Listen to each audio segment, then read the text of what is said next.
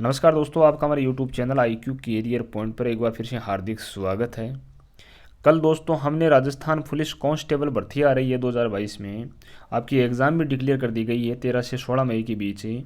तो उसके लिए हम रोज़ाना एक मॉडल पेपर लगा रहे हैं। तो एक मॉडल पेपर हमने कल कर लिया था और आज हम लेकर आए हैं आपके लिए मॉडल पेपर नंबर सेकंड। तो हम एक से लेकर पूरे 150 क्वेश्चन इसमें हल करने वाले हैं। सबसे पहले हम इसमें रीजनिंग के क्वेश्चन हल करेंगे, उसके बाद में कंप्यूटर के आने वाले हैं, उसके बाद में जो महिला और बच्चों से संबंधित जो क्वेश्चन आते हैं 10 क्वेश्चन आपके पूछे जाएंगे इस बार वो हल करेंगे। उसके बाद में आपका आएगा जीके का पार्ट। तो पूरे वीडियो को आप ध्यान से देखिएगा।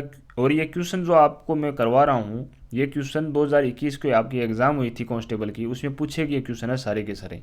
तो यहाँ से रिपीट होने की पूरी पूरी संभावना बनती है दोस्तों। तो जो नया स्टूडेंट्स है चैनल पे, तो वो सबसे पहले इस वीडियो को देखिए और आपको लगे कि इस चैनल को सब्सक्राइब करना चाहिए तो फिर चैनल को सब्सक्राइब कर लीजिए। और वीडियो के लास्ट में आप कमेंट करना ना भूलिएगा दोस्तों। तो चलो शुरू करते हैं। सबसे पहला हमारा क्वेश्चन है इस बार, उस विकल्प का चयन करना है जिसमें दी गई संख्याएं उसी तरह से संबंधित है जिस तरह दिए गए संख्याओं के समुच्चय सेट में है। आपको दोस्तों इन ऑप्शनों में से देखना है कि जो ये आपको दे रखा है 4, 16, 64, इससे कौन सा मैच खाता है। तो सबसे पहले इसमें देखिए क्या संबंध है। तो इसमें दे रखा है 4, 16 और 64, यानी 4 का इसमें स्क्वायर किया हुआ है पहले तो 16 आ गया, फिर 4 का क्यूब किया हुआ है तो यहाँ पे आपको 64 मिल जाता है। तो इसी प्रकार से इसमें देखना है। तो सबसे पहले पहले ऑप्शन में देखते हैं, तो 16 का स्क्वायर करते हैं तो 32 नहीं आएगा, और 5 का स्क्वायर करेंगे तो 25 आएगा, 20 नहीं आएगा, तो ये भी गलत हो गया। उसके बाद में डी ऑप्शन देखो दोस्तों, इसमें 5 का स्क्वायर है तो 5 का स्क्वायर 25 होता है, 20 नहीं आएगा, तो ये भी हमारा गलत हो गया। तो ऑप्शन नंबर सी इसमें सही हो जाएगा, क्योंकि 3 का हम स्क्वायर करेंगे तो 9 आएगा, और 3 का क्यूब करेंगे तो हमारे पास 27 आएगा। तो ये इससे मैच खाता है दोस्तों। 4, 16, 64 के समान कौन सा है, 3, 9 और 27 वाला। तो ऑप्शन सी हमारा करेक्ट हो जाएगा। फर्स्ट नंबर क्वेश्चन में हमारा ऑप्शन नंबर सी है वो दोस्तों सही है। सेकेंड क्वेश्चन दोस्तों हमारा, इसमें उस विकल्प का चयन करना है जो तीसरे शब्द से उसी प्रकार से संबंधित है जिस प्रकार से दूसरा शब्द पहले शब्द से संबंधित है। दे रखा है दोस्तों पटना बिहार, उसके बाद में दे रखा है भोपाल, और क्वेश्चन मार्क चिन्ह दे रखा है। तो आपको पता होना चाहिए जो बिहार है दोस्तों इसकी राजधानी कौन सी है, पटना है। तो उसी प्रकार से जो भोपाल है ये किसकी राजधानी है, मध्य प्रदेश की राजधानी है। ऑप्शन नंबर ए इसमें सही हो जाएगा। तो रीजनिंग में कई बार दोस्तों राजस्थान जीके से संबंधित या इंडिया जीके से संबंधित क्वेश्चन भी पूछ लिया जाता है। जैसे इसमें आपको अगर राजधानी पता नहीं हो तो आपका ये क्वेश्चन गलत हो जाएगा। तो इसलिए आपको इंडिया के जितने भी राज्य हैं उनकी राजधानी याद होना जरूरी है, जितने भी राज्य हैं उनके गवर्नर आपको याद होना जरूरी है, जितने भी राज्य हैं उनके मुख्यमंत्री आपको याद होना जरूरी है। नेक्स्ट क्वेश्चन करते हैं हम। क्वेश्चन नंबर 3 है, उस विकल्प का आपको चयन करना है जो तीसरी संख्या से उसी प्रकार से संबंधित है जिस प्रकार से दूसरी संख्या पहले से संबंधित है। यानी इसमें जो 35 और 7 दे रखा है इन दोनों का एक संबंध है। तो उसी प्रकार से जो नेक्स्ट संख्या आएगी आपको दे रखी है क्वेश्चन मार्क चिन्ह है, तो उसका भी 245 से कुछ ना कुछ संबंध होगा। तो हम 7 को 5 से गुणा करेंगे तो यहाँ पे दोस्तों 35 आएगा। तो उसी प्रकार से हमको इन ऑप्शनों में से एक संख्या लेनी है और उसको 5 से गुणा करेंगे तो 245 हमारे पास आना चाहिए। तो हमको 49 को 5 से गुणा करेंगे हमें, तो हमारे पास 245 निकल के आएगा। तो ऑप्शन नंबर ए इसमें सही हो जाएगा। नेक्स्ट क्वेश्चन है, क्वेश्चन नंबर 4 है हमारा, वाई पी ओ सी का कॉपी से वही संबंध है जो कि इन ऑप्शनों में से एक संख्या यहाँ आपको भरनी है का पेस्ट से है। यानी जो ये कॉपी है दोस्तों, आगे जो संख्या है पहले दे रखा है आपको वाई पी ओ सी, ये लिख रखा है कॉपी का उल्टा लिख रखा है।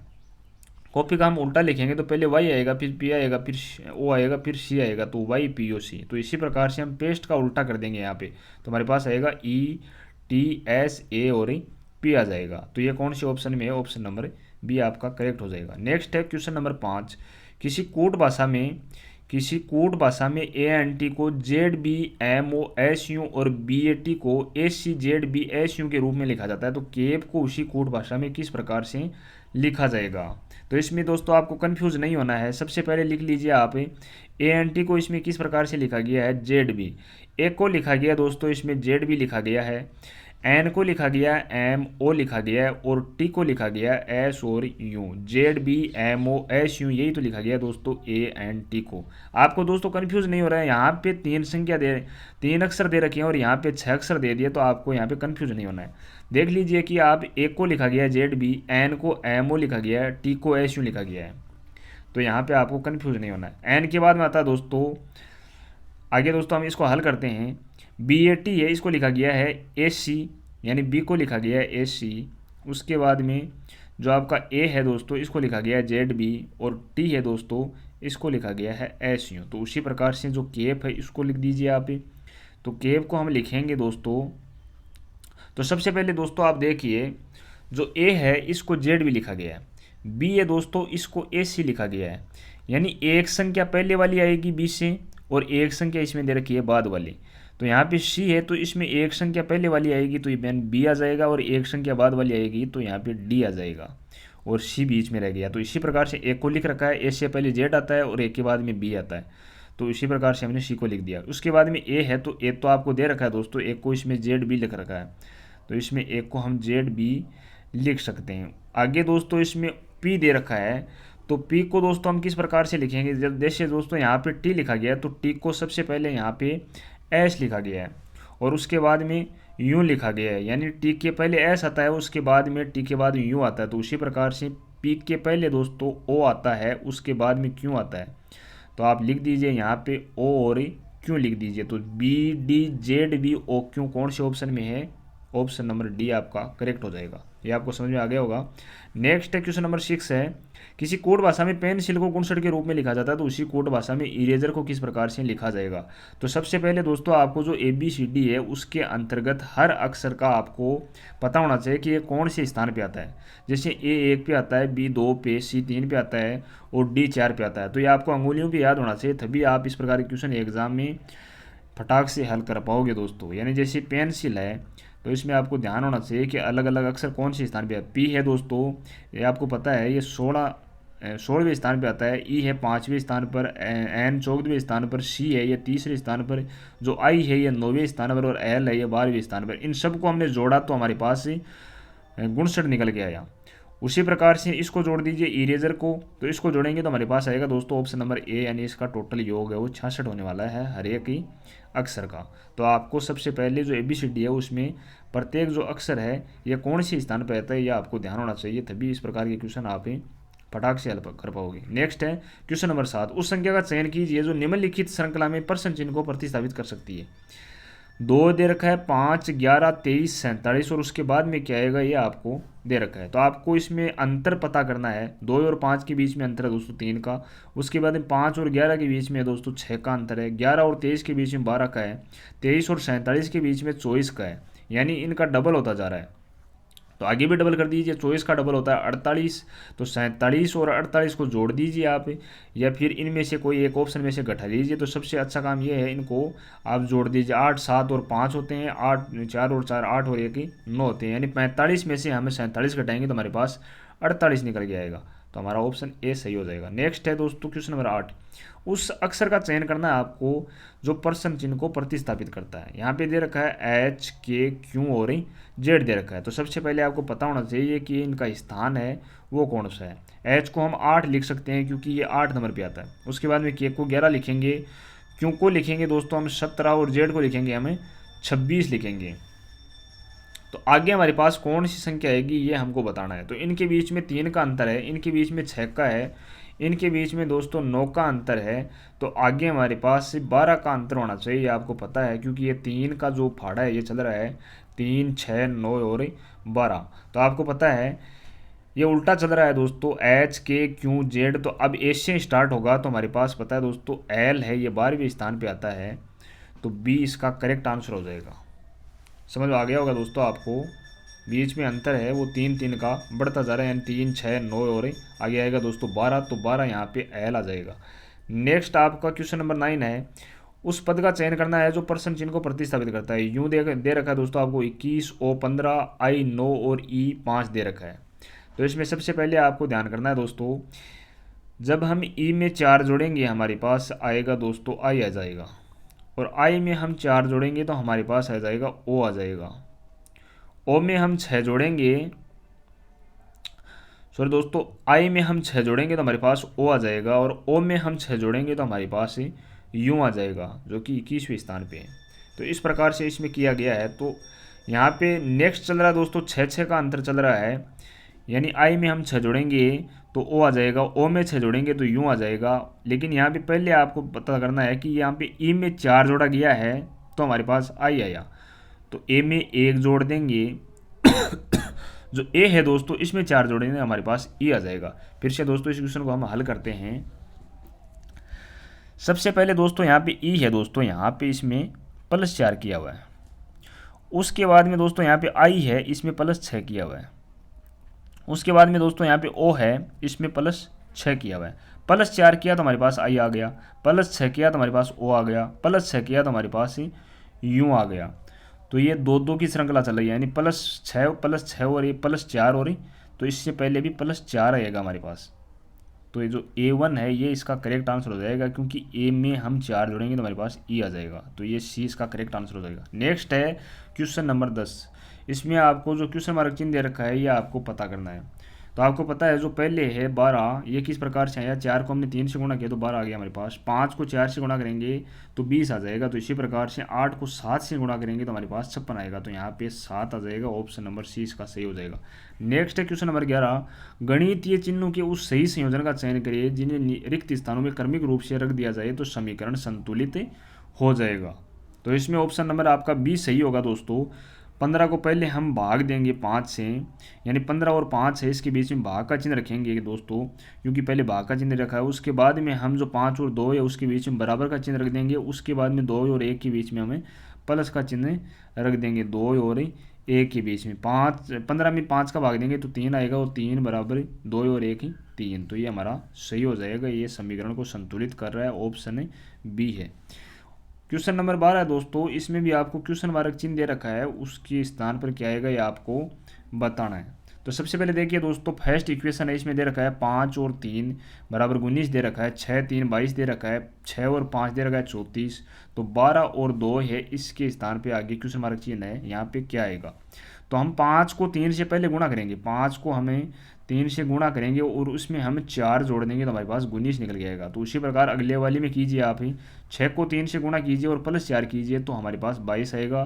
तो ये इसी प्रकार से चलेगा दोस्तों। तो 12 को हम 2 से गुणा करेंगे और +4 कर देंगे तो 12 को 2 से गुणा करेंगे तो 24 और 4 कितने होते हैं दोस्तों, 28 होते हैं। तो इसका करेक्ट आंसर हो जाएगा हमारे पास, ऑप्शन नंबर सी इसका करेक्ट आंसर होगा। नेक्स्ट है क्वेश्चन नंबर 13। इसमें आपको VNRA का चयन करना है और आपको इसमें कुछ शब्द दे रखें, उपकरण, खुलाड़ी और चाकू। तो इनका VNRA किस प्रकार से बनेगा दोस्तों, इस प्रकार के क्वेश्चन है और राजस्थान पुलिस एग्जाम में लगभग 2 से 3 क्वेश्चन आपके पूछे जाते हैं। और इस बार आपका प्रत्येक क्वेश्चन 1 नंबर का होने वाला है, यानी 150 नंबरों का आपका पेपर होगा। उपकरण दे रखा है दोस्तों, खुलाड़ी दे रखा है और चाकू दे रखा है, 3 आपको शब्द दे रखे हैं। तो इनका उपकरण, जो उपकरण है दोस्तों ये सबसे पहले आ जाएगा, और जो खुलाड़ी है और चाकू है ये दोनों ही क्या है दोस्तों, उपकरण है। तो ये इसके अंदर आ जाएंगे। तो ऑप्शन ए आपका सही हो जाएगा, यानी बाहर वाला उपकरण हो जाएगा और खुलाड़ी और चाकू ये दोनों उपकरण ही है दोस्तों। तो ये आपका सही हो जाएगा। नेक्स्ट आपका क्वेश्चन है 14 नंबर। इसमें आपको दे रखा है दोस्तों फल, सब्जी और अमरूद दे रखा है। तो आपको पता है दोस्तों अमरूद एक फल है, सब्जी कोई फल नहीं है, सब्जी है, सब्जी होती है। उसके बाद में फल दे रखा है। तो सबसे पहले अमरूद का बना लीजिए, तो ये अमरूद हो गया। उसके बाद में ये अमरूद क्या दोस्तों, एक ही फल है और सब्जी अलग हो गई। तो इस प्रकार का कौन सा ऑप्शन है आपका, ऑप्शन नंबर हो जाएगा दोस्तों इसमें डी हो जाएगा। ये सब्जी हो गई, ये अमरूद हो गया और ये हो गया दोस्तों फल हो गया इसके अंतर्गत। Next question number 15। इसमें दे रखा है दोस्तों पशु, पौधे और खरगोश दे रखा है। तो इसका आपको VNRA बनाना है। दोस्तों पशु होते हैं दोस्तों ये पौधों को खा जाते हैं, यानी जो पौधे हैं ये अंदर आ जाएंगे, पशु बाहर आ जाएंगे, और खरगोश है दोस्तों ये अलग रह जाएगा, क्योंकि ये न तो पौधा है और न पशु है दोस्तों। तो खरगोश है वो बाहर आ जाएगा, अंदर पौधे आ जाएंगे और बाहर ही पशु आ जाएंगे। तो ऑप्शन नंबर डी आपका इसके अंतर्गत सही हो जाएगा। नेक्स्ट है दोस्तों क्वेश्चन नंबर 16 है आपका। इसमें दोस्तों दे रखा है कि आपको पैटर्न में से कौन सा पैटर्न मोड़े जाने पर निम्न घन या क्यूब का आकार लेगा दोस्तों। इस प्रकार से आपको यह आकृति दे रखी है घन की। तो ये किसको हम मोड़ेंगे इनमें से, ऑप्शनों में से, ताकि ये हमारे पास घन बन जाए। तो इसमें सबसे पहले आपको हल करना है दोस्तों। तो इसके लिए आप देखिए दोस्तों ऑप्शन नंबर ए देखिए, इसके अंतर्गत क्वेश्चन नंबर 16 है। इसके अंतर्गत ऑप्शन नंबर ए में आपको दे रखा है प्लस, माइनस और ये हज का चिन्ह दे रखा है, यहाँ पे और का चिन्ह है, यहाँ बराबर और यहाँ पे खाली कोष्टक दे रखा है। तो इसको हम बनाएंगे दोस्तों। तो ये आपको पता होना चाहिए कि ये किस प्रकार से बनता है, इसमें कौन सा किसके उल्टा है, ये आपको पता होना चाहिए। तो ये प्लस वाला दिख रहा है दोस्तों, ये हच है, ये चिन्ह है नीचे वाला, इसके बराबर में है, यानी या तो प्लस आएगा या बराबर आएगा।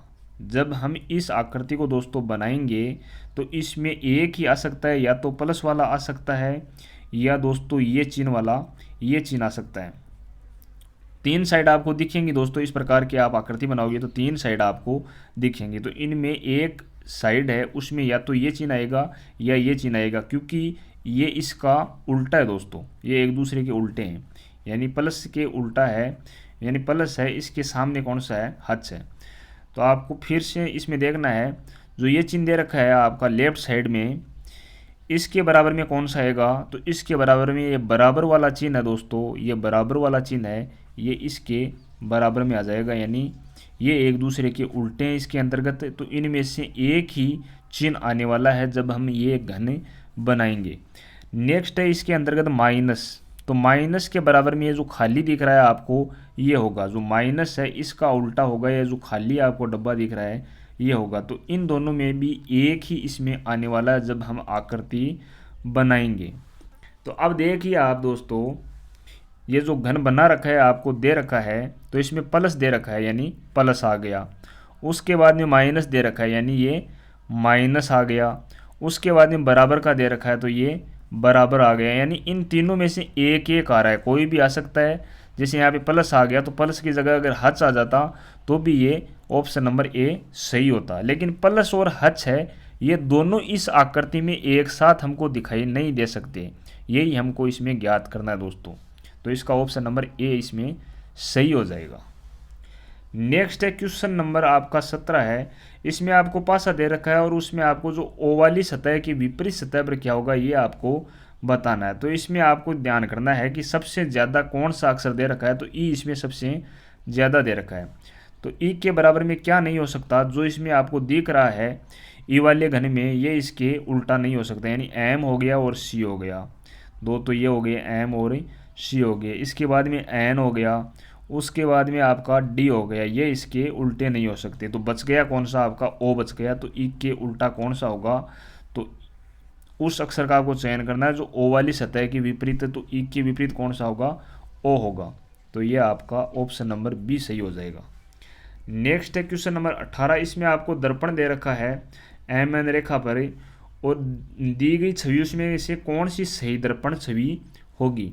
यह आपको कुछ आकृति दे रखी है और यहाँ पे आपके एक मिरर रख दिया यानी दर्पण रख दिया, तो हम इधर से देखेंगे इसको इस साइड में, तो ये किस प्रकार से हमको दिखाई देगा ये आपको ज्ञात करना है। क्वेश्चन नंबर 18 में आपका सही आंसर हो जाएगा दोस्तों ऑप्शन नंबर ए हो जाएगा। इस प्रकार की आकृति दिखाई देगी हम जब इसको दर्पण में देखेंगे। ये ए है दोस्तों, ये यहाँ पे ऊपर चला जाएगा और जो ये चिन्ह ये आपको आकृति दिख रही है ये इस प्रकार से उल्टी हो जाएगी। नेक्स्ट क्वेश्चन नंबर 19 है आपका, इसमें आपको बताना है कि रवीश पूर्व की ओर चला। तो इसमें सबसे पहले लिख लीजिए यहाँ पे, यहाँ मान लीजिए दोस्तों ये पूर्व साइड है, यहाँ पे पूर्व साइड है, तो रवीश प्रथम पूर्व की ओर चला और फिर अपनी बाईं ओर मुड़ा, तो इस तरफ मुड़ गया दोस्तों ये। उसके बाद दे रखा है आपको 20 मीटर तक चला, फिर वह अपने दाईं ओर मुड़ा दोस्तों, यहाँ से दाईं ओर मुड़ गया और 17 मीटर तक चला। अंत में वह बाएं मुड़ा और 20 मीटर चला, फिर से वह बाएं मुड़ा और 20 मीटर की दूरी पर चला। रवीश अब किस दिशा के सम्मुख है, तो इधर पूर्व है दोस्तों, तो इधर उत्तर होगा, तो ये आपको मालूम चल गया होगा। इसका करेक्ट आंसर होगा ऑप्शन नंबर सी हो जाएगा क्वेश्चन नंबर 19 का। नेक्स्ट है 20 नंबर क्वेश्चन है, इसमें भी 19 की तरह दे रखा है।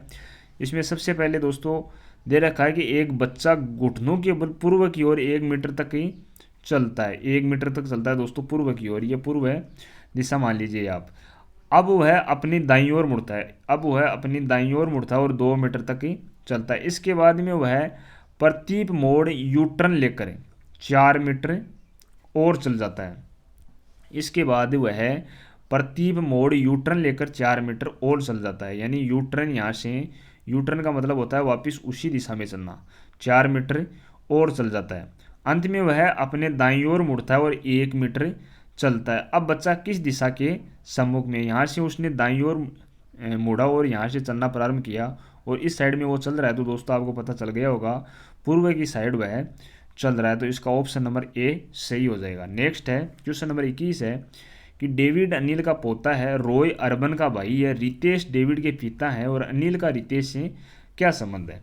इसमें दोस्तों दे रखा है कि डेविड है ये अनिल का पोता, यानी अनिल इसका दादा हो गया। तो सबसे पहले यहाँ पे आप अनिल लिख लीजिए। उसके बाद में दे रखा है आपको रॉय अर्बन का भाई है, यानी जो रॉय है ये अर्नब का भाई है, यानी रॉय और अर्नब क्या है दोस्तों, दोनों भाई भाई। नेक्स्ट है रितेश डेविड के पिता हैं, रितेश डेविड के पिता हैं, यानी रितेश है ये अनिल के बेटे हो गए और डेविड है ये हो गए रितेश के बेटे हो गए, यानी रितेश है वो अनिल का पुत्र हो गया और डेविड है वो रितेश का पुत्र हो गया। ये तो आपको समझ में आ गया होगा। इस प्रकार से हम इसको लिख लेंगे। तो आगे आपको बताना है अनिल का रितेश से क्या संबंध है, अनिल है इसका रितेश से क्या संबंध है, तो आपको पता चल गया होगा। अनिल का दोस्तों ये पुत्र है और अनिल है वो इसका पिता है। तो आपको बताना है कि अनिल का रितेश से क्या संबंध है, तो अनिल का बताना है आपको। तो अनिल इसका पिता हो गया रितेश का। नेक्स्ट आपका क्वेश्चन नंबर 22 है। इसमें आपको कथन दे रखा है और तार्किक रूप से अनुसरण कौन सा इसमें निष्कर्ष करता है या नहीं करता है, यह आपको बताना है। कथन निष्कर्ष वाले 2 से 3 क्वेश्चन आपके एग्जाम में पूछे जाते हैं और ये आपकी बिल्कुल सही होने चाहिए दोस्तों। इनको आप आराम से पढ़ के जाना एग्जाम में, और रोज़ाना अगर आप एक मॉडल पेपर हल करोगे तो इस प्रकार के क्वेश्चनों की गलत होने की संभावना आपकी एकदम से कम हो जाएगी। तो इसको हम हल करते हैं दोस्तों। इसमें दे रखा है कि अधिकांश पक्षी है वो उड़ सकते हैं, और कथन नंबर 2 दे रखा है कि अक्ष एक पक्षी है, अक्ष एक पक्षी है, अधिकांश पक्षी उड़ सकते हैं। अधिकांश पक्षी उड़ सकते हैं मतलब सभी पक्षी नहीं उड़ सकते, अधिकांश पक्षी उड़ सकते हैं। निष्कर्ष फर्स्ट है कि अक्ष तैर सकता है, तो ये तो बिल्कुल गलत है, क्योंकि अक्ष तो एक ही पक्षी है, ये तो उड़ सकता है या फिर नहीं उड़ सकता। अक्ष उड़ सकता है, तो ये भी कोई ज़रूरी नहीं है कि दोस्तों कि अक्ष उड़ सकता है, क्योंकि अधिकांश पक्षी उड़ सकते हैं, सभी पक्षी नहीं उड़ सकते। ये अधिकांश में ना है दोस्तों, ये दूसरे में आ जाए तो ये नहीं उड़ सकता, कोई ज़रूरी नहीं है कि ये उड़ सकता है। तो इसलिए दोनों ऑप्शन आपके गलत हैं, यानी कि ऑप्शन नंबर सी होगा, न तो निष्कर्ष फर्स्ट और नहीं निष्कर्ष सेकंड अनुसरण करता है। नेक्स्ट है क्वेश्चन नंबर 23 है आपका। इसमें भी कथन दे रखा है कि केवल कुछ पुरुष फैशन उद्योग में, मान लीजिए तो ये दोस्तों ये पुरुष हैं, इनमें से दोस्तों ये कुछ हैं ये फैशन उद्योग में, यहाँ पे लिख लीजिए आप फैशन लिख लीजिए। आप इस प्रकार के डायग्राम बना के इन क्वेश्चनों को करोगे तो आपका जो क्वेश्चन गलत होने की संभावना है वो एकदम से 0% हो जाएगी। नेक्स्ट कथन दे रखा है कि कुछ पुरुष परिधान की कला को अच्छी तरह से जानते हैं। इनमें से मान लीजिए कि कुछ पुरुष हैं वो परिधान की कला को या ड्रेसिंग अप की कला को अच्छे प्रकार से जान लीजिए, यहाँ पे लिख लीजिए आप परिधान लिख लीजिए। और कुछ फैशन में काम करते हैं और कुछ परिधान में काम करते हैं दोस्तों, और ये क्या है दोस्तों, पुरुष हैं। अब आपको बताया दोस्तों निष्कर्ष में कि कुछ पुरुष फैशन उद्योग में नहीं है, कुछ पुरुष जो ये कुछ पुरुष है दोस्तों ये फैशन उद्योग में नहीं है। ये दोस्तों फैशन उद्योग में नहीं है, ये सही बात है। यहाँ पे जो पुरुष हैं ये फैशन उद्योग में थोड़ी ना है, कुछ पुरुष ही तो हैं फैशन उद्योग में, तो ये बिल्कुल सही है फर्स्ट नंबर के जो निष्कर्ष आपका। नेक्स्ट निष्कर्ष आपको दे रखा है कि सभी पुरुष फैशन उद्योग में है। जो ये पुरुष है सभी दोस्तों ये फैशन उद्योग में थोड़ी ना है, कुछ ही तो है फैशन उद्योग में। तो निष्कर्ष नंबर सेकंड आपका गलत हो गया और निष्कर्ष फर्स्ट आपका सही हो गया, यानी इसका ऑप्शन नंबर ए आपका सही होगा। केवल निष्कर्ष फर्स्ट है वो अनुसरण करता है। नेक्स्ट क्वेश्चन आपका क्वेश्चन नंबर 24 है कि नीचे 4 शब्द दिए गए हैं और इनमें से किसी न किसी प्रकार से समान है जबकि एक भिन्न है। 3 तो समान है लेकिन एक भिन्न आपको छांटना है, यानी ब्लूबेरी, स्ट्रॉबेरी, अंगूर और गोभी, ये तीनों दोस्तों फल हैं जबकि गोभी है वो एक ही सब्जी है। ये आपको पता चल गया होगा। ये तो बहुत ही सरल क्वेश्चन है, ऑप्शन नंबर डी इसमें करेक्ट हो जाएगा। नेक्स्ट क्वेश्चन है 25 नंबर। इसमें 4 शब्द दिए गए, इनमें से 3 शब्द आपस में किसी न किसी प्रकार से समान है जबकि एक शब्द भिन्न है, तो भिन्न शब्द का आपको चयन करना है। गोभी दे रखी है, पत्ता गोभी दे रखी है, सूरजमुखी दे रखी है और आलू दे रखा है। तो दोस्तों आपको पता है जो आलू है, पत्ता गोभी है और गोभी है, ये तीनों दोस्तों क्या हैं, ये तीनों सब्जी हैं, जबकि सूरजमुखी है दोस्तों ये सब्जी नहीं है, तो ये अलग है, इसमें ये सही हो जाएगा। ऑप्शन नंबर सी आपका करेक्ट हो जाएगा। 26 नंबर क्वेश्चन है, तो इसमें भी आपको भिन्न शब्द बताना है। ऑप्शन ए है दोस्तों किडनी, ऑप्शन बी आंखें, ऑप्शन सी है नाक और ऑप्शन डी है आपके कान दे रखा है। तो ये सभी शरीर के बाहरी अंग के हिस्से हैं जबकि ये अंदरूनी अंग का हिस्सा है किडनी, तो ये आपका इसमें गलत हो जाएगा, यानी ये इसमें भिन्न हो जाएगा। ऑप्शन नंबर ए इसमें सही होगा। नेक्स्ट है क्वेश्चन नंबर 27। इसमें आपको कथन दे रखा है कि रवि एक ही मुक्केबाज है।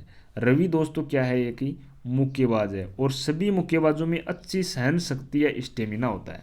तो रवि की सहन शक्ति स्टेमिना अच्छी है। बिल्कुल सही बात है दोस्तों ये, क्योंकि सभी मुक्केबाजों में अच्छी सहन शक्ति स्टेमिना होती है, ये हमको कथन में दे रखा है। और रवि एक मुक्केबाज है तो उसमें सहन शक्ति या स्टेमिना होना सही बात है। रवि बहुत वजनदार है दोस्तों, इसमें कोई भी जिक्र नहीं किया गया है दोस्तों कथन के अंतर्गत कि रवि वजनदार है या वजनदार नहीं है दोस्तों। वजनदार होने से स्टेमिना अच्छी थोड़ी ना होता है, ये तो गलत हो गया दोस्तों। तो आपका केवल निष्कर्ष फर्स्ट इसमें अनुसरण करता है, ऑप्शन नंबर ए इसमें सही हो जाएगा। क्वेश्चन नंबर 28 है, इसमें भी आपको कथन दे रखा है, मोनी को सैल्मन मछली खाना पसंद है। मोनी को सैल्मन मछली खाना पसंद है, मोनी को झींगा मछली खाना पसंद नहीं है। इसमें दोस्तों आपको दे रखा है, निष्कर्ष फर्स्ट है कि मोनी को सभी प्रकार के समुद्री भोजन खाना पसंद नहीं है। सभी प्रकार के समुद्री भोजन खाना पसंद नहीं है, ये बात बिल्कुल दोस्तों सही है, क्योंकि मोनी को झींगा मछली खाना पसंद नहीं है तो सभी समुद्री भोजन खाना पसंद थोड़ी ना है, ये तो सही बात हो गई ना, क्योंकि उसको झींगा मछली खाना पसंद नहीं है। तो अगर ये भी उसको पसंद होता तो फिर ये गलत हो जाता, लेकिन इसमें सभी समुद्री भोजन खाना उसको पसंद नहीं है, ये कथन में भी इसमें दे रखा है और निष्कर्ष में भी ये पूछा गया है। मोनी को सभी प्रकार के समुद्री भोजन खाना पसंद है, ये दोस्तों गलत है, क्योंकि उसको झींगा मछली पसंद नहीं है तो सभी प्रकार के भोजन खाना पसंद कहाँ से हो गया। तो आपका ऑप्शन नंबर इसमें ए सही हो जाएगा, केवल निष्कर्ष फर्स्ट इसमें अनुसरण करता है। नेक्स्ट है आपका क्वेश्चन नंबर 29 है कि क्या स्कूल के क्षेत्र में भोजन गृह या कैंटीन होनी चाहिए। तो इसमें तरफ फर्स्ट है, हाँ कुछ छात्रों और कर्मचारियों के लिए प्रतिदिन अपने घर से खाना लाना असुविधाजनक होता है। नहीं, स्कूल के क्षेत्र में भोजन गृह या कैंटीन नहीं होनी चाहिए।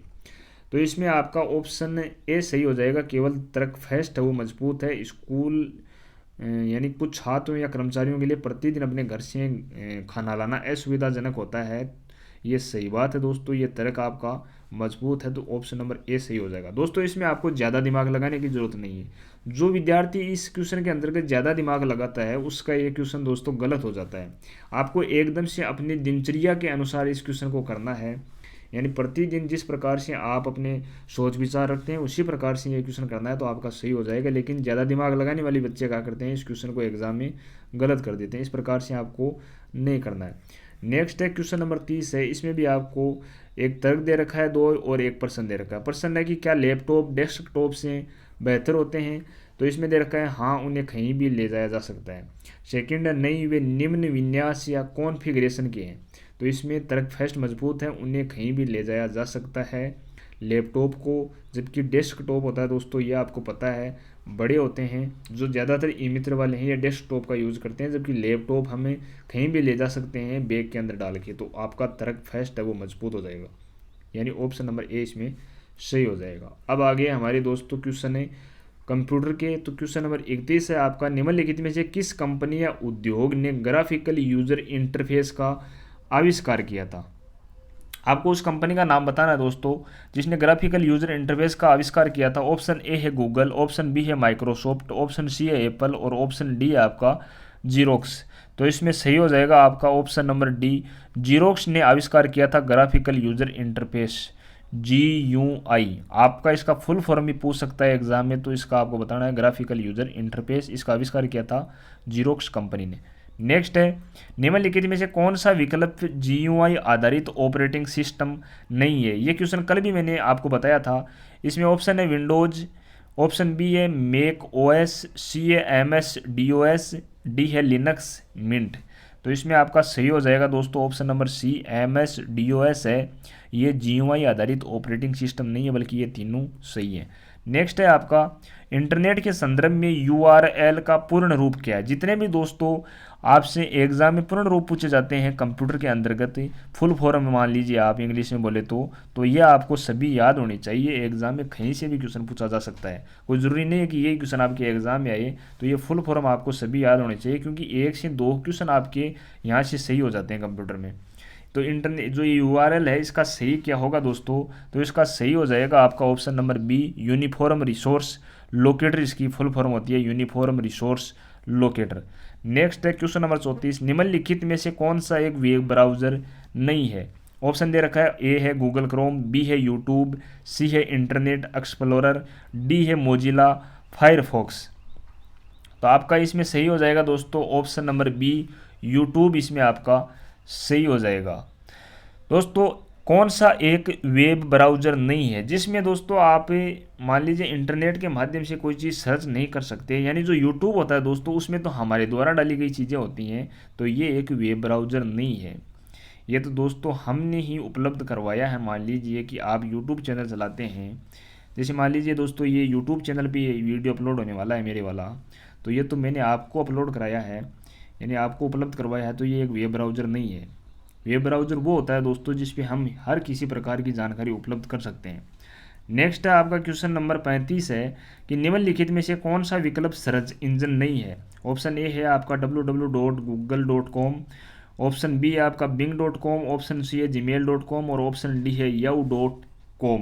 तो इनमें से आपको बताना है कि कौन सा सर्च इंजन नहीं है। तो क्वेश्चन नंबर 35 का सही हो जाएगा आपका www.gmail.com, ऑप्शन नंबर सी इसका करेक्ट हो जाएगा। ये एक सर्च इंजन नहीं है दोस्तों, ये एक जो जीमेल होती है हमारी ईमेल आईडी होती है उसके अंत में लगता है दोस्तों, तो ये एक सर्च इंजन नहीं है। नेक्स्ट है आपका क्वेश्चन नंबर 36, इंटरनेट का फाइल ट्रांसफर करने के लिए निम्नलिखित में से किस एप्लीकेशन प्रोटोकॉल का उपयोग किया जाता है।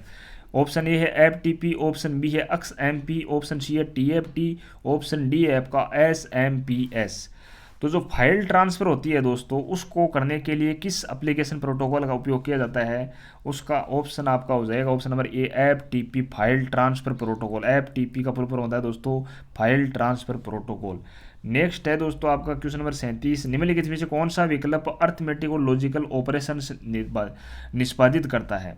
तो जो अर्थमेटिक और लॉजिकल ऑपरेशन निर्धारित करता है इसको बोला जाता है दोस्तों, क्या बोला जाता है इसको, ऑप्शन नंबर आपका बी सही हो जाएगा CPU, और उसके अंतर्गत भी ALU होता है वो इनको निष्पादित करता है अर्थमेटिक और लॉजिकल ऑपरेशंस को। ऑप्शन नंबर बी आपका सही हो जाएगा। CPU को दोस्तों कंप्यूटर का मस्तिष्क भी बोला जाता है, ये भी आपको ध्यान रखना है। सेंट्रल प्रोसेसिंग यूनिट इसकी फुल फॉर्म होती है। नेक्स्ट है क्वेश्चन नंबर 38, निम्नलिखित में से कौन सा विकल्प कंप्यूटर में सेकेंडरी स्टोरेज डिवाइस होता है। ये आपको बताना है दोस्तों, सेकेंडरी स्टोरेज डिवाइस कौन सा होता है। Option A RAM, option B आपका रोम है, ऑप्शन सी इसमें हार्ड डिस्क, ऑप्शन डी है इसमें कैश या कैचे। तो इसमें सही हो जाएगा आपका ऑप्शन नंबर सी हो जाएगा, हार्ड डिस्क है ये कंप्यूटर में सेकेंडरी डिवाइस का कार्य करता है। नेक्स्ट है क्वेश्चन नंबर 39 आपका, इसमें आपको बताना है कि कौन सा विकल्प प्रोसेस की गई सूचना को उपयोगिता या यूजर के लिए उपयोगी स्वरूप में रूपांतरित और प्रस्तुत करता है। ए दोस्तों आपका कंट्रोल यूनिट, बी है स्टोरेज यूनिट, सी है आउटपुट यूनिट और डी है इनपुट यूनिट। तो इसमें आपका सही हो जाएगा दोस्तों आउटपुट यूनिट है, ये प्रोसेस की गई सूचना को उपयोगिता या यूज़र के लिए, यूज़र यानी बोले तो दोस्तों आप अगर कंप्यूटर चला रहे हैं तो आप यूज़र हैं दोस्तों, और आपके लिए उपयोगी स्वरूप में रूपांतरित और प्रस्तुत करता है दोस्तों सूचना का, उसको बोला जाता है दोस्तों आउटपुट यूनिट, उसको दोस्तों आउटपुट यूनिट बोला जाता है। और अगर आप कंप्यूटर को कोई सूचना देते हैं अपने माध्यम से तो उसको बोला जाता है दोस्तों इनपुट यूनिट, यानी जिसके माध्यम से आप उसको सूचना प्रदान करते हैं उसको इनपुट यूनिट बोला जाता है। यह आपको ध्यान होना चाहिए। जैसे माउस है एक इनपुट यूनिट हो गया दोस्तों, कीबोर्ड है वो एक इनपुट यूनिट हो गया, लेकिन दोस्तों स्पीकर की बात करें तो वो एक आउटपुट है, क्योंकि स्पीकर से हम गाने सुन सकते हैं, तो ये एक आउटपुट डिवाइस हो गई। नेक्स्ट आपका क्वेश्चन नंबर 40, रैम के बारे में कौन सा कथन गलत है, यह आपको दोस्तों इसमें बताना है। ऑप्शन ए एप्लीकेशन सॉफ्टवेयर और फाइलों के चल रहे घटकों को अस्थायी रूप से रैम पर प्रोसेसर करने के लिए संग्रहित किया जाता है ताकि वो ऑपरेशन करते समय उन्हें एक्सेस किया जा सके, ये बिल्कुल सही है। ऑप्शन बी है ये कंप्यूटर की प्राइमरी मेमोरीज में से एक है, बिल्कुल एक है दोस्तों ये सही है। रैम का अर्थ रैंडम एक्सेस मेमोरी होता है, ये भी सही है। कंप्यूटर के बंद होने पर रैम की विशेष सामग्री लुप्त नहीं होती है, ये बिल्कुल गलत है दोस्तों, क्योंकि कंप्यूटर जब बंद हो जाता है बीच में अगर बिजली चली जाती है तो रैम की जो विशेष सामग्री या कंटेंट होते हैं वो लुप्त हो जाते हैं दोस्तों। ये एक बहुत ही कमजोरी की बात है कंप्यूटर में कि कंप्यूटर के बंद होने पर जो रैम की विशेष सामग्री है ये लुप्त नहीं होती है, की जगह होना चाहिए दोस्तों होती है, तो ये आपका सही हो जाएगा option number D. Question number 41 है आपका, दिए गए विकल्पों में से आपको विषम का चयन करना है। ऑप्शन ए है laser jet printer, option B है टच पैड, ऑप्शन सी है लाइट पेन और ऑप्शन डी है आपका स्कैनर दोस्तों। तो इसमें आपको दोस्तों देखने से पता चल रहा है जो लेजर जेट प्रिंटर है ये इसमें आपका सही हो जाएगा, ये इसमें विषम दे रखा है।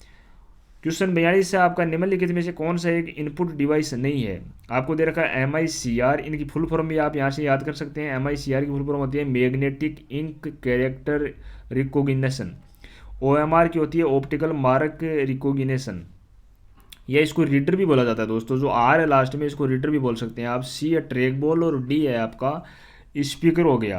तो इनमें से आपको इनपुट डिवाइस जो नहीं है वो आपको इसमें बताना है दोस्तों। तो ऑप्शन नंबर इसमें डी सही हो जाएगा। बेबी मैंने आपको बताया था स्पीकर से हम सुन सकते हैं गाने वगैरह, तो ये हमारे लिए आउटपुट डिवाइस है दोस्तों, न कि इनपुट डिवाइस। नेक्स्ट आपका क्वेश्चन नंबर 43, इसमें आपको किस डिवाइस का उपयोग हार्ड कॉपी को सॉफ्ट कॉपी में रूपांतरित करने के लिए किया जाता है। तो 43 नंबर क्वेश्चन है दोस्तों, इसका सही हो जाएगा आपका ऑप्शन नंबर बी, यानी जो स्कैनर है दोस्तों, इसका उपयोग किया जाता है हार्ड कॉपी को सॉफ्ट कॉपी में रूपांतरित करने के लिए। हार्ड कॉपी दोस्तों किसको बोला जाता है? हार्ड कॉपी जैसे आपकी मार्कशीट वगैरह हो गई, तो ये आप अगर ई-मित्र पे जाते हो कोई फॉर्म भराने के लिए, तो इसको आप अपलोड करते हो किसी फॉर्म में, आपसे अपलोड करने के लिए मार्कशीट वगैरह मांगी जाती हैं, तो उनको आप अपलोड करने के लिए स्कैनर में डालते हो और वहाँ से ये स्कैन होकर कंप्यूटर में चली जाती है। तो ये जो मार्कशीट है दोस्तों आपकी ओरिजिनल, ये हार्ड कॉपी हो गई, और कंप्यूटर के अंदर आपकी स्कैन होने के बाद जो कॉपी होती है उसको बोला जाता है दोस्तों सॉफ्ट कॉपी।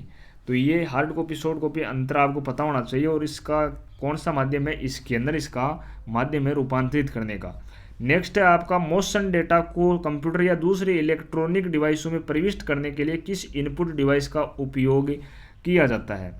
आपको पता होना चाहिए मोशन डेटा को कंप्यूटर या दूसरे इलेक्ट्रॉनिक डिवाइसों में प्रविष्ट करने के लिए किस इनपुट डिवाइस का उपयोग किया जाता है। क्वेश्चन नंबर 44 का आपका सही हो जाएगा दोस्तों, ट्रैक बॉल का उपयोग किया जाता है इसके लिए, ये आपका सही हो जाएगा। नेक्स्ट है 45 नंबर क्वेश्चन, ध्वनि को रिकॉर्ड और उत्पादित करने के लिए किस डिवाइस का उपयोग किया जाता है। तो इसका तो आपको आंसर पता होना चाहिए दोस्तों, रोजाना आप गाना वगैरह सुनते हैं। क्वेश्चन नंबर 45 का सही हो जाएगा, साउंड कार्ड का उपयोग किया जाता है ध्वनि को रिकॉर्ड और उत्पादित करने के लिए। नेक्स्ट है दोस्तों क्वेश्चन नंबर 46, इसमें आपको विषम का चयन करना है। दे रखा है आपको माउस, रोम, कीबोर्ड और माइक्रोफोन दे रखा है। क्वेश्चन नंबर 46 का सही हो जाएगा इसके अंतर्गत ऑप्शन नंबर बी सही हो जाएगा। जो रोम है दोस्तों ये इसका सही हो जाएगा, क्योंकि ये एक मेमोरी या स्टोरेज की डिवाइस है दोस्तों, जबकि ये दोस्तों आपको आउटपुट इनपुट डिवाइस दे रखे हैं। नेक्स्ट है आपका निम्नलिखित में से कौन सा डिवाइस कंप्यूटर में संग्रहित या डेटा की हार्ड कॉपी उत्पन्न करता है। यह आपको बताना है दोस्तों कि इनमें से कौन सा डिवाइस है जो कंप्यूटर में संग्रहित डेटा की हार्ड कॉपी, या आपको बोले तो सॉफ्ट कॉपी से हार्ड कॉपी में रूपांतरित करता है। तो आपको पता है दोस्तों प्रिंटर होता है, अगर आप फॉर्म भरवा लेते हैं आप ई-मित्र से, तो उसके बाद में आपको अगर वो प्रिंट करके निकाल के देता है दोस्तों प्रिंट, तो वो किससे निकालता है? वो आपका निकालता है दोस्तों प्रिंटर से। जबकि स्कैनर से आपके पास कोई डॉक्यूमेंट होता है तो उसको स्कैन किया जाता है कंप्यूटर में फॉर्म भरने के लिए। नेक्स्ट आपका क्वेश्चन बात करें, क्वेश्चन नंबर 48 है, इस एक स्कूल में शिक्षक 50 छात्रों के एक समूह को एक वीडियो दिखाना चाहते हैं, तो वे निम्नलिखित में से किस डिवाइस का उपयोग करेंगे। तो यह आपको बताना है दोस्तों, इसका सही हो जाएगा आपका ऑप्शन नंबर ए, प्रोजेक्टर का इस्तेमाल किया जाता है दोस्तों 50 छात्रों के एक समूह को वीडियो दिखाने के लिए, ये आपको पता होना चाहिए। और ये एक आउटपुट डिवाइस है, ये भी आपको पता होना चाहिए, क्योंकि इसका इस्तेमाल हम कुछ देखने के लिए कर रहे हैं। नेक्स्ट है, एक इमारत के ग्राफिक डिजाइन प्रिंट करने के लिए निम्नलिखित में से कौन सा डिवाइस सर्वाधिक उपयुक्त है दोस्तों। एक इमारत के ग्राफिक डिजाइन प्रिंट करने के लिए निम्नलिखित में से कौन सा डिवाइस सर्वाधिक उपयुक्त है। ये दोस्तों आम क्वेश्चन है, यानी आम बोले तो आम साधारण भाषा में ये क्वेश्चन है दोस्तों, बहुत ही सरल क्वेश्चन है। और इस प्रकार के क्वेश्चन अगर एग्जाम में आ जाए और हम गलत करके आ जाए तो कितना दोस्तों धोखा होता है। तो इस प्रकार के क्वेश्चन आपको पढ़ के जाने चाहिए। इसका आपका सही हो जाएगा दोस्तों प्लॉटर बोला जाता है। ग्राफिक डिजाइन प्रिंट करने के लिए किसी इमारत का डिवाइस का नाम होता है दोस्तों प्लॉटर होता है। नेक्स्ट है आपका ऑपरेटिंग सिस्टम को किस रूप में परिभाषित किया जा सकता है। क्वेश्चन नंबर 50 है, इसका सही हो जाएगा आपका ऑप्शन नंबर ए हो जाएगा। एक सॉफ्टवेयर जो विभिन्न गतिविधियों के प्रबंधन और कंप्यूटर संसाधन या रिसोर्स साझा करने के लिए उत्तरदायी होता है, उसको हम ऑपरेटिंग सिस्टम बोलते हैं। नेक्स्ट आपका क्वेश्चन नंबर 51 है, निम्नलिखित में से कौन एक ऑपरेटिंग सिस्टम नहीं है। लिनक्स दे रखा है आपको ऑप्शन नंबर ए में, ऑप्शन बी है यूनिक्स, सी है माइक्रोसॉफ्ट एज दे रखा है, डी दे रखा है आपको माइक्रोसॉफ्ट विंडोज या एक्सपी दे रखा है। तो इसमें आपको बताना है कि इनमें से कौन सा एक ऑपरेटिंग सिस्टम नहीं है। तो इसका सही हो जाएगा आपका option number C, Microsoft Edge है, यह आपका एक ऑपरेटिंग सिस्टम नहीं है। क्वेश्चन नंबर 52 है आपका, निम्नलिखित में से कौन सा विकल्प ऑपरेटिंग सिस्टम का प्राइमरी फंक्शन नहीं है। तो इसका सही हो जाएगा आपका ऑप्शन नंबर सी, ऑनलाइन सुरक्षा या ऑनलाइन सिक्योरिटी है, ये ऑपरेटिंग सिस्टम का प्राइमरी फंक्शन नहीं है दोस्तों। नेक्स्ट है आपका 53 नंबर क्वेश्चन, निम्नलिखित में से कौन सा ऑपरेटिंग सिस्टम या कंप्यूटर सिस्टम पर एक साथ कई उपयोगिताओं को कार्य करने की सुविधा प्रदान करता है। आपको बताना कि कौन सा ऑपरेटिंग सिस्टम है जो कि एक कंप्यूटर सिस्टम पर एक साथ कई उपयोगिताओं को कार्य करने की सुविधा प्रदान करता है। तो इसका सही हो जाएगा आपका ऑप्शन नंबर बी, यानी मल्टी यूजर ऑपरेटिंग सिस्टम हो जाएगा इसका सही आंसर। नेक्स्ट आपका क्वेश्चन नंबर 54 है दोस्तों, MS एक्सेल में कट फंक्शन निष्पादित करने के लिए किस कीबोर्ड शॉर्टकट कुंजी का संयोजन का उपयोग किया जाता है। तो इसका सही हो जाएगा दोस्तों आपका ऑप्शन नंबर ए हो जाएगा, कंट्रोल+X इसका सही हो जाएगा। अगर हमें कट करना चाहते हैं दोस्तों तो कीबोर्ड जो शॉर्टकट कुंजी है उसमें कंट्रोल के साथ में अगर हम अक्स दबाएंगे तो वो जो वाक्य है वो दोस्तों हमारा कट हो जाएगा। तो ये जो आपकी शॉर्टकट की है दोस्तों, ये आपको पता होनी चाहिए। इनसे भी 1 से 2 क्वेश्चन एग्जाम में पूछे जाते हैं। और दोस्तों राजस्थान पुलिस कांस्टेबल के एग्जाम में जो कंप्यूटर है, ये कंप्यूटर और जो महिला और बच्चों अपराध से संबंधित जो क्वेश्चन है दोस्तों 10 से, तो ये लगभग आपके 40 क्वेश्चन आने वाले हैं। तो ये बहुत ही ज़्यादा मायने रखता है। तो ये आप अभी से पढ़ना स्टार्ट कर दीजिए, क्योंकि एग्ज़ाम बहुत ही जल्द होने वाली है। मई आपकी आने वाली है, अभी मार्च और अप्रैल 2 महीने आपके पास से बाकी है दोस्तों। नेक्स्ट आपकी बात करें क्वेश्चन नंबर 55 की, निम्नलिखित में से कौन सा विकल्प MS वर्ड 2016 में मेन्यू में नहीं होता है दोस्तों। ये भी आपको पता होना चाहिए दोस्तों। ये जितने भी MS वर्ड 2016 में 19 में आए हैं तो इनके बारे में भी आपको पता होना चाहिए। क्वेश्चन नंबर 55 का आपका सही हो जाएगा ऑप्शन नंबर सी, फॉर्मूलाज है ये इसमें दोस्तों नहीं होते हैं MS वर्ड 2016 में जो आपका आया था।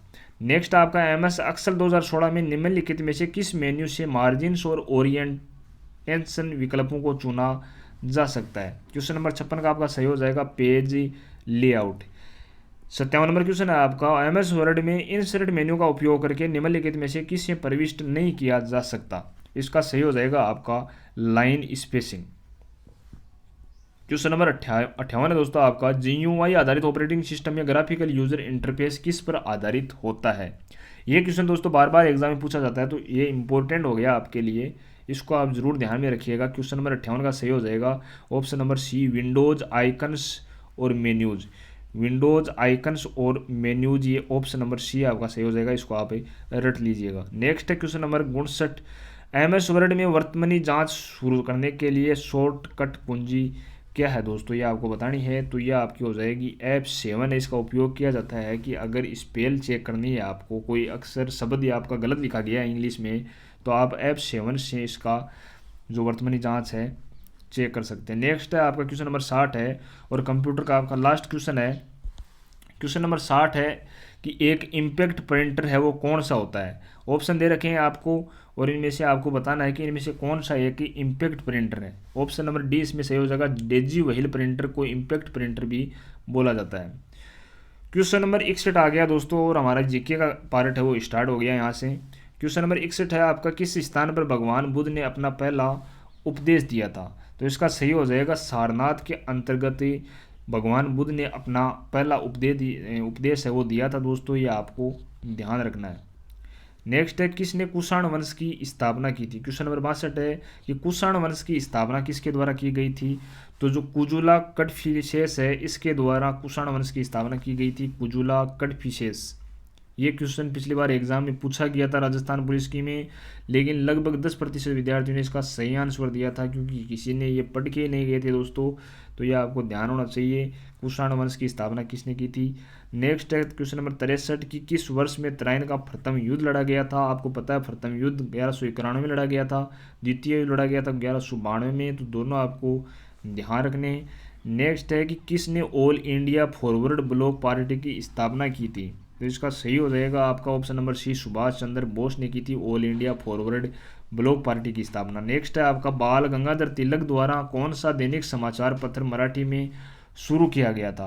क्वेश्चन नंबर 65 का आपका सही हो जाएगा, केसरी नामक समाचार पत्र शुरू किया गया था, जो कि मराठी में शुरू किया गया था। किसने शुरू किया था, बाल गंगाधर तिलक के द्वारा ये शुरू किया गया था, केसरी नामक समाचार पत्र। तो दोस्तों आपको लगभग 1857 से लेकर 1950 तक के सारे जो आधुनिक इतिहास के क्वेश्चन हैं वो याद होने चाहिए दोस्तों। और मैं भी आपको एक वीडियो प्रोवाइड करवा दूंगा, वहाँ से आप याद कर लीजिएगा, क्योंकि यहाँ से बहुत सारे क्वेश्चन है वो राजस्थान पुलिस के एग्जाम में पूछे जाते हैं। जो इंडिया जीके होता है उनमें लगभग क्वेश्चन है वो यहीं से पूछे जाते हैं, और एक दो क्वेश्चन आपका संविधान से पूछा जाने वाला है। नेक्स्ट क्वेश्चन नंबर 66 है कि किस नदी को पहले शोक की नदी के रूप में जाना जाता था। तो इसका सही हो जाएगा आपका दामोदर नदी है, इसको शोक की नदी के रूप में भी जाना जाता था। नेक्स्ट उत्तराखंड की सर्वोच्चतम या उच्चतम पर्वत चोटी कौन सी है। क्वेश्चन नंबर 67 का आपका सही हो जाएगा नंदा देवी है, ये उत्तराखंड राज्य की उच्चतम पर्वत चोटी है दोस्तों।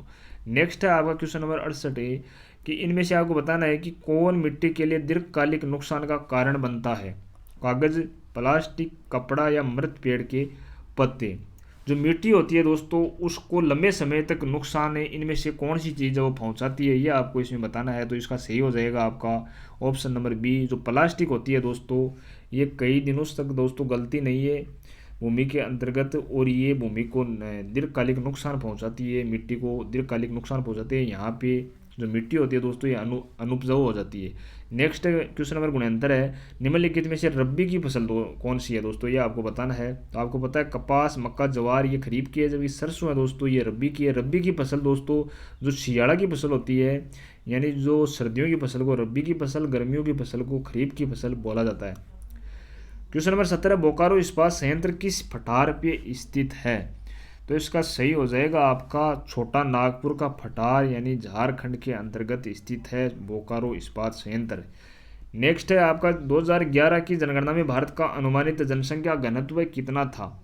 तो इसका सही हो जाएगा ऑप्शन नंबर डी 382 प्रति वर्ग किलोमीटर, यानी 1000 जो जनसंख्या होती है उस पे 1 किलोमीटर के दायरे में कितने व्यक्ति निवास करते हैं उसको दोस्तों जनसंख्या घनत्व बोला जाता है।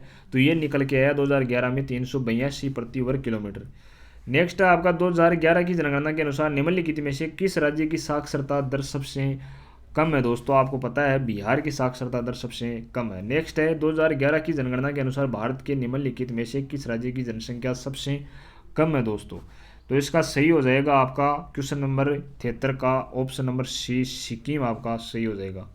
और जो अगर आपसे पूछ ले कि भारत में सबसे कम क्षेत्रफल वाला राज्य कौन सा है तो वो हो जाएगा आपका गोवा हो जाएगा, लेकिन सबसे कम जनसंख्या वाला जिला राज्य पूछे तो वो हो जाएगा आपका सिक्किम हो जाएगा। सिक्किम की राजधानी आपको पता होनी चाहिए गंगटोक है दोस्तों। कंचनजंगा है दोस्तों ये भी सिक्किम के अंतर्गत है, जो कि भारत की सर्वोत्तम ऊंची पर्वत चोटी है।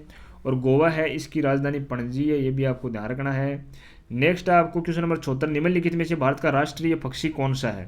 आपको पता है दोस्तों भारत का राष्ट्रीय पक्षी मोर है, तो ये आपको ध्यान रखना है। नेक्स्ट है कान्हा राष्ट्रीय उद्यान निम्नलिखित में से किस राज्य में है।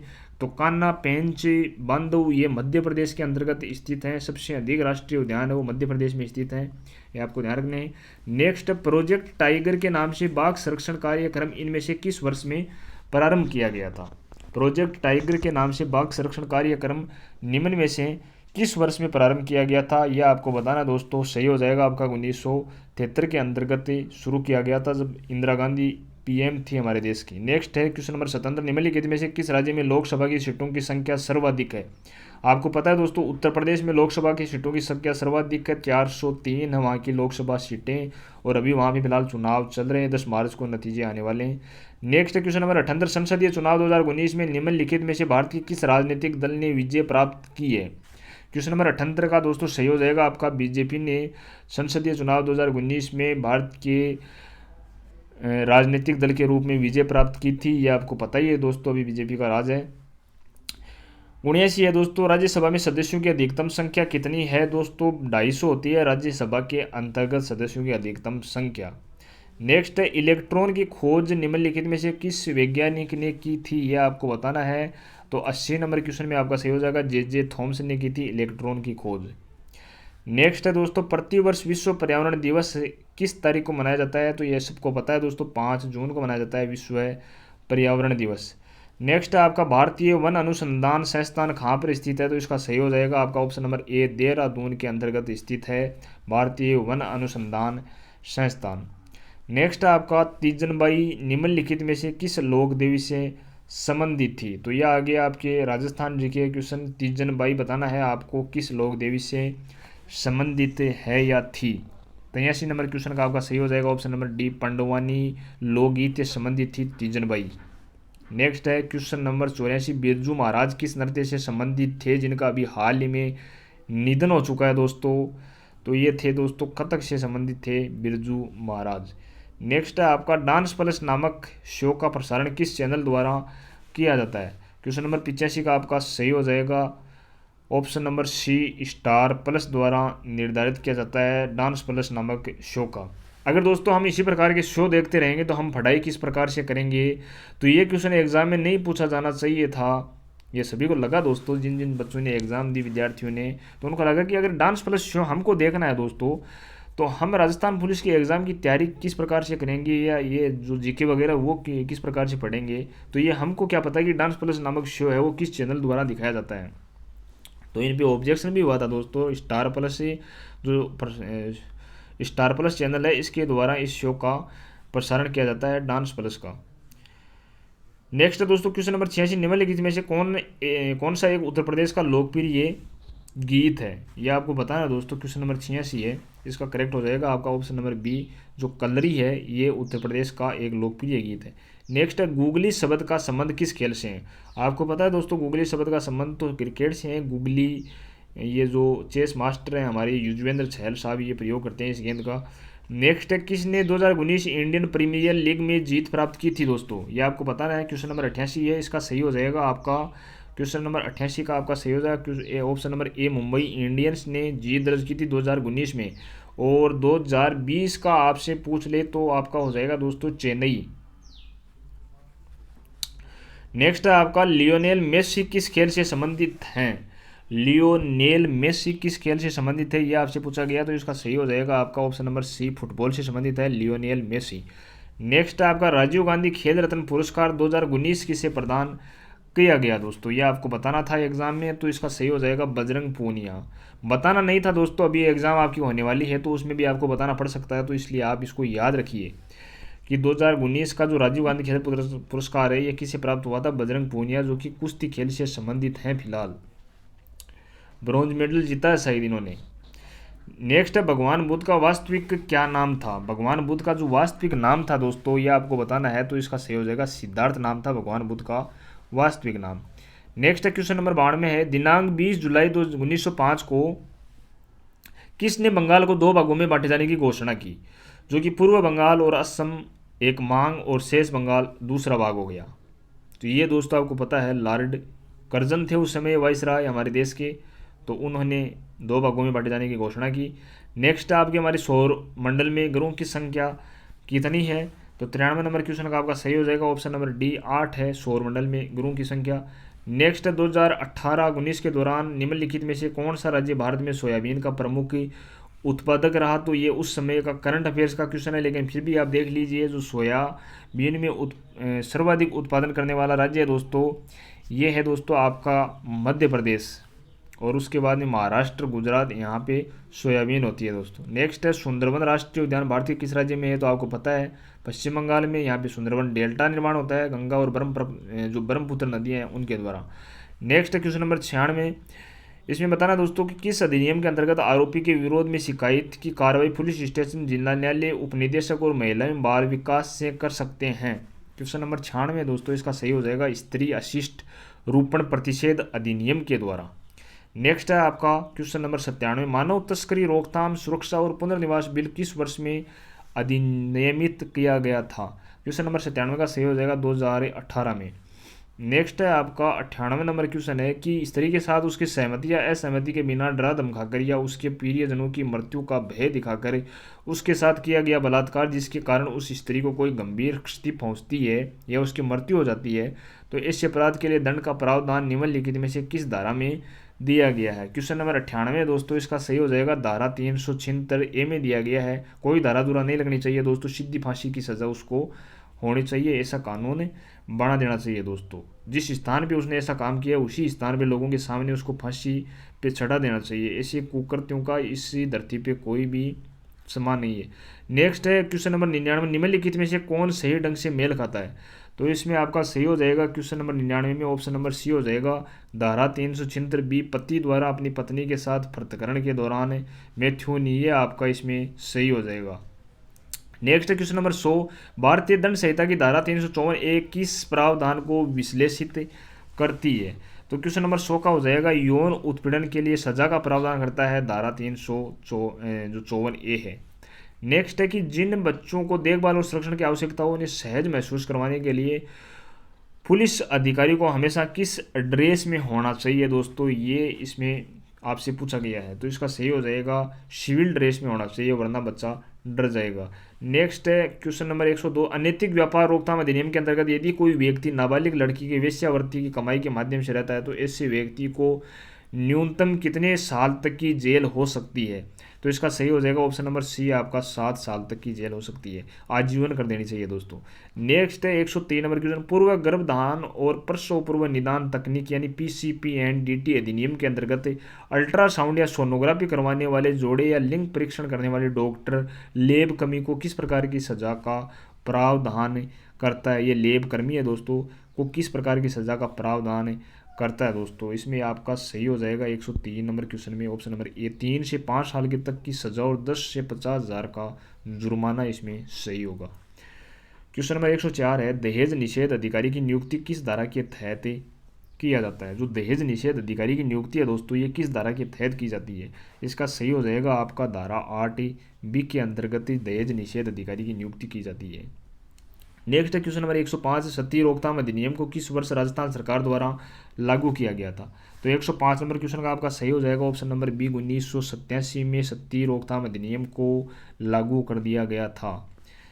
नेक्स्ट है 106 नंबर क्वेश्चन, निम्नलिखित में से कौन सा एक महाजनपद राजस्थान में स्थित था? ये आपको बताना है कि कौन सा महाजनपद राजस्थान में स्थित था। आपको पता है मत्स्य जनपद था।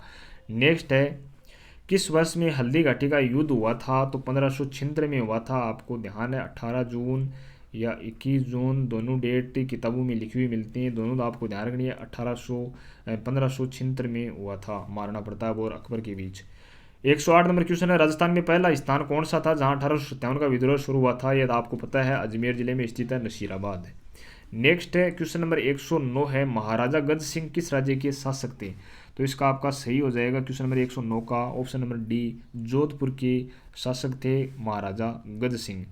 क्वेश्चन नंबर 110 है, एनालिस एंड एंटीक्वीज ऑफ राजस्थान नामक पुस्तक के लेखक कौन थे या किसने ये पुस्तक लिखी है? इसका सही हो जाएगा option number B, James Tod के द्वारा ये लिखी गई पुस्तक है। क्वेश्चन नंबर 111 है, किसने मेवाड़ राज्य स्थापित किया था? 111 नंबर क्वेश्चन का सही हो जाएगा आपका बप्पा रावल ने। क्वेश्चन नंबर 112 है दोस्तों, महाराजा सूरजमल किस राज्य के शासक थे? आपको पता है महाराजा सूरजमल जाटों का प्लेटो जिसको बोला जाता है, भरतपुर के शासक थे। नेक्स्ट आपका क्वेश्चन नंबर 113, निम्नलिखित में से कौन सा जिला अपनी सीमा पाकिस्तान के साथ साझा नहीं करता है? कोटा, जयपुर, अजमेर और बाड़मेर। इसमें दोस्तों आपको बताना है कि निम्नलिखित में से कौन सा जिला अपनी सीमा पाकिस्तान के साथ साझा करता है। यहाँ पे जो नहीं दिया गया है, ये ऑब्जेक्शन दोस्तों उस समय जो एग्जाम हुई थी तब भी इस क्वेश्चन में उठा था कि यहाँ पे नई शब्द नहीं आना चाहिए था। तो मैं आपको बता दूँ कि यहाँ पे कौन सा जिला अपनी सीमा पाकिस्तान के साथ साझा करता है, ये आपको बताना है। तो आपको पता है बाड़मेर हो गया, सबसे पहले आपको पता होना चाहिए गंगानगर, बीकानेर, जैसलमेर और बाड़मेर, ये चारों ज़िले हैं वो पाकिस्तान के साथ ही सीमा बनाते हैं। सबसे ज़्यादा दोस्तों जैसलमेर बनाता है 464 किलोमीटर की, सबसे कम बनाता है बीकानेर 168 किलोमीटर की, ये भी आपको ध्यान रखना है। नेक्स्ट क्वेश्चन नंबर 114, राजस्थान के किस क्षेत्र में जयपुर शहर स्थित है? राजस्थान के किस क्षेत्र में जयपुर शहर स्थित है? तो आपको पता होना चाहिए ऑप्शन नंबर सी सही हो जाएगा, ढूंढार क्षेत्र में स्थित है जयपुर। नेक्स्ट है 115 नंबर क्वेश्चन, 2011 की जनगणना के अनुसार राजस्थान के किस जिले की जनसंख्या सर्वाधिक है?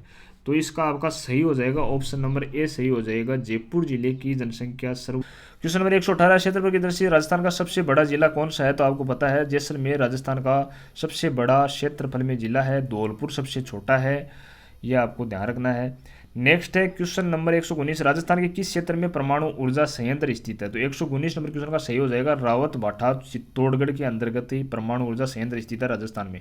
नेक्स्ट है क्वेश्चन नंबर 120, राजस्थान में किस शहर को राजस्थान का औद्योगिक शहर बोला जाता है? तो ये बोला जाता है दोस्तों आपका क्वेश्चन नंबर 120 का सही हो जाएगा, कोटा आपका सही हो जाएगा, इसको राजस्थान का औद्योगिक शहर बोला जाता है। नेक्स्ट आपका, भारत में निजी क्षेत्र की एक सबसे बड़ी उर्वरक उत्पादक company Chambal fertilisers and chemicals किस जिले में स्थित है? तो तो इसका आपको बताना है दोस्तों, इसका सही हो जाएगा कोटा के अंतर्गत स्थित है Chambal fertilisers and chemicals. Next आपका क्वेश्चन नंबर 122, राजस्थान के किस जिले में कपास का सर्वाधिक उत्पादन होता है? तो इसका सही हो जाएगा आपका श्री गंगानगर के अंतर्गत। नेक्स्ट आपका क्वेश्चन नंबर 123, जून 2022 तक मेट्रो नेटवर्क वाला राजस्थान का एकमात्र शहर कौन सा है? तो इसका सही हो जाएगा दोस्तों 123 का ऑप्शन नंबर बी सही हो जाएगा, जयपुर इसका अंतर्गत सही हो जाएगा। नेक्स्ट है आपका 124 नंबर क्वेश्चन, राजस्थान के किस शहर को ताम्र नगरी के नाम से जाना जाता है? तो ताम्र नगरी खेतड़ी झुंझुनू को बोला जाता है। नेक्स्ट आपका क्वेश्चन नंबर 125, दिसंबर 2019 तक के अनुसार राजस्थान विधानसभा में विपक्ष के नेता कौन थे? तो 125 का सही हो जाएगा option number A, Gulab Chand Kataria विपक्ष के नेता थे और फिलहाल भी हैं दोस्तों। नेक्स्ट है 126 नंबर क्वेश्चन, जयपुर की महारानी गायत्री देवी किस वर्ष में पहली बार लोकसभा की सदस्य बनी थी? तो इसका सही हो जाएगा ऑप्शन नंबर सी, 1962 के अंतर्गत। नेक्स्ट आपका क्वेश्चन नंबर 127, वर्तमान यानी 2019 में निर्वाचित लोकसभा में राजस्थान के चुने गए सदस्यों की संख्या कितनी है? तो 127 में आपका सही हो जाएगा ऑप्शन नंबर सी, 25 के 25 चुने गए थे लोकसभा के अंतर्गत राजस्थान से। नेक्स्ट है क्वेश्चन नंबर 128, दिसंबर 2019 तक के अनुसार कौन राजस्थान के राज्यपाल थे दोस्तों? 128 का आपका सही हो जाएगा कलराज मिश्र, क्योंकि दोस्तों पहले थे हमारे कल्याण सिंह जी जिनका अभी फिलहाल निधन हो चुका है, और वो थे दोस्तों सितंबर 2019 तक, लेकिन सितंबर में इन्होंने शपथ ले ली कलराज मिश्र ने, और फिलहाल वर्तमान में कलराज मिश्र राजस्थान के राज्यपाल हैं। नेक्स्ट है 129 नंबर, इसमें बताना है आपको कौन सा मंदिर महाभारत के एक पात्र बर्बरीक से संबंधित है? तो ये आपका खाटू श्याम जी सही हो जाएगा, सीकर जिले में स्थित है। नेक्स्ट है कौन से प्रसिद्ध पाकिस्तानी गजल गायक मूल रूप से राजस्थान के निवासी थे? तो 130 का आपका सही हो जाएगा मेहदी हसन नामक की जो पाकिस्तानी गजल गायक थे ये राजस्थान के निवासी थे, मेहदी हसन। नेक्स्ट है आपका निम्नलिखित में से किस संगीत का संबंध राजस्थान से नहीं? बाउल, मांगणियार, बोफा और लंगा। ऑप्शन नंबर ए इसमें सही हो जाएगा आपका बाउल है, ये दोस्तों पश्चिम बंगाल का संगीत या लोक नृत्य है। नेक्स्ट है 132 नंबर क्वेश्चन, निम्नलिखित में से कौन सी चित्रकला शैली राजस्थान से संबंधित नहीं थी? आपका सही हो जाएगा ऑप्शन नंबर सी, कांगड़ा नहीं थी। नेक्स्ट है क्वेश्चन नंबर 133, किस वस्त्र का संबंध राजस्थान से नहीं है? सांगानेरी, कांथा, बांधनी और बाड़मेरी। क्वेश्चन नंबर 133 का आपका सही हो जाएगा कांथा है, इस वस्त्र का संबंध राजस्थान से नहीं है दोस्तों। नेक्स्ट है 134 नंबर क्वेश्चन, राजस्थान के पंडित विश्व मोहन भट्ट का संबंध किस वाद्य यंत्र से स्थापित किया जा सकता है? तो इसका सही हो जाएगा दोस्तों आपका ऑप्शन नंबर ए, मोहन वीणा से संबंधित है दोस्तों पंडित विश्व मोहन भट्ट। मोहन वीणा बहुत ही अच्छे प्रकार से ये बजाते थे दोस्तों। नेक्स्ट है आपका वर्तमान यानी 2019 में गठित लोकसभा में जयपुर निर्वाचन क्षेत्र का प्रतिनिधित्व किसके द्वारा किया जा रहा है? तो इसका सही हो जाएगा दोस्तों 135 का आपका रामचरण बोरा द्वारा। नेक्स्ट है 136, आचार्य राजेंद्र सूरी का जन्म किस शहर में हुआ था? 136 में आपका सही हो जाएगा ऑप्शन नंबर बी, भरतपुर के अंतर्गत इनका जन्म हुआ था राजेंद्र सूरी जी का। नेक्स्ट है आपका 137, महाराजा सूरजमल का अन्य नाम क्या था? तो 137 का आपका सही हो जाएगा option number D, Sujan Singh के नाम से भी इनको जाना जाता था। नेक्स्ट 138, दौसा शहर का नाम किस पहाड़ी के नाम पे पड़ा था दोस्तों? 138 का सही हो जाएगा ऑप्शन नंबर डी, देवगिरी पहाड़ी के नाम पर दौसा शहर का नाम पड़ा था। नेक्स्ट है आपका क्वेश्चन नंबर 139, बंकली बांध है, बांकड़ी बांध है, ये किस नदी पर स्थित है? तो इसका सही हो जाएगा आपका सूखड़ी नदी पर स्थित है, बांकड़ी बांध है या बंकली बांध है, ये सूखड़ी नदी पर स्थित है। जितने भी दोस्तों बांध और नदियों से संबंधित क्वेश्चन एग्जाम में पूछे जाते हैं ये आप सभी याद कर लीजिएगा, अभी टाइम बचा हुआ है आपके पास 2 महीने का। नेक्स्ट है 140 नंबर क्वेश्चन, यानी रूडा या ग्रामीण गैर कृषि विकास अभिकरण रूडा किस वर्ष में स्थापित किया गया था? 140 का आपका सही हो जाएगा 1995 में। तो ये राजस्थान की जितनी भी संस्थाएं हैं इनका स्थापना वर्ष है दोस्तों, आपको ध्यान होना चाहिए। रूडा हो गया दोस्तों, इन सब का आपको पता होना चाहिए, काजरी वगैरह। नेक्स्ट है 141 नंबर क्वेश्चन, राजस्थान की पहली कपड़ा मिल कृष्णा मिल से ब्यावर की स्थापना किस वर्ष में की गई थी? 141 का सही हो जाएगा आपका 1889 में। नेक्स्ट है राजस्थान के निम्नलिखित में से किस शहर में ICAR केंद्रीय भेड़ एवं ऊन अनुसंधान संस्थान स्थित है दोस्तों? ये आपको बताना है। तो इसका सही हो जाएगा आपका option number B, Malpura Tonk के अंतर्गत ये स्थित है दोस्तों। नेक्स्ट है आपका सांबर नामक झील से भारत का लगभग कितने प्रतिशत नमक उत्पादित होता है? तो 9% होता है दोस्तों, 8 पॉइंट कुछ यानी लगभग 9%। नेक्स्ट है आपका 144 क्वेश्चन है, निम्नलिखित में से कौन से नेता बाबूशाह कहलाते थे। आपको पता है भैरों सिंह शेखावत राजपूत थे, तो इनको बाबूशाह के नाम से भी जाना जाता है। नेक्स्ट है आपका, किस वर्ष में राजस्थान पंचायत अधिनियम को लागू किया गया था? तो इसका आपका सही हो जाएगा ऑप्शन नंबर ए 1953 के अंतर्गत। नेक्स्ट है आपका, निम्नलिखित में से कौन वर्तमान राजस्थान विधानसभा का सरकारी मुख्य सचेतक है? तो ये आपको नहीं करना है दोस्तों, क्योंकि ये उस समय का करंट अफेयर का क्वेश्चन था, लेकिन अभी फिलहाल नहीं है। क्वेश्चन नंबर 147 है, राजस्थान के राजकीय वृक्ष का वैज्ञानिक नाम कौन सा है? दोस्तों राजस्थान के राजकीय वृक्ष का वैज्ञानिक नाम कौन सा है? ये क्वेश्चन दोस्तों घुमा के पूछा गया है, यानी राजकीय वृक्ष पता होना चाहिए दोस्तों पहले तो आपको, उसके बाद में आपको पता होना चाहिए कि उसका वैज्ञानिक नाम क्या है। तो 147 में आपका सही हो जाएगा प्रोसोपिस सिनेरेरिया। और मैंने बताया था आपको कि ऑप्शन में आपको बताना है कि खेजड़ी का वैज्ञानिक नाम क्या होता है, और खेजड़ी राजस्थान का राजकीय वृक्ष हो गया और इसका वैज्ञानिक नाम प्रोसोपिस सिनेरेरिया। नेक्स्ट है 148, भारतीय वायुसेना ने 27 दिसंबर 2019 को राजस्थान के किस शहर में अपने अंतिम मिग 27 स्क्वाड्रन को सेवा मुक्त किया था? किस शहर में किया था ये आपको बताना है, तो इसका सही हो जाएगा जोधपुर के अंतर्गत। नेक्स्ट है आपका, निम्नलिखित में से किस विधानसभा में राजस्थान विधानसभा की सीट संख्या बढ़कर वर्तमान स्तर यानी जनवरी 2020 तक के अनुसार कर दी गई है? तो 149 में हो जाएगा ऑप्शन नंबर सी यानी 6। नेक्स्ट है 150 और लास्ट क्वेश्चन हमारा आज का, राजस्थान में लागू निम्नलिखित में से कौन सा राष्ट्रपति शासन का कार्यकाल सबसे लंबा रहा था? तो ये चौथा राष्ट्रपति शासन है, ये दोस्तों राजस्थान में सबसे लंबा रहा था। अब तक के राजस्थान में 4 बार राष्ट्रपति शासन लग चुका है दोस्तों, और चौथा राष्ट्रपति शासन है वो राजस्थान में सबसे लंबा रहा था। तो ये थे हमारे दोस्तों आज के 1 से लेकर 150 तक क्वेश्चन मॉडल पेपर नंबर 2, जो कि कांस्टेबल एग्जाम के लिए इम्पोर्टेंट है। और 2021 के एग्ज़ाम में जो पूछे गए क्वेश्चन है वो क्वेश्चन है दोस्तों लगभग सभी क्वेश्चन।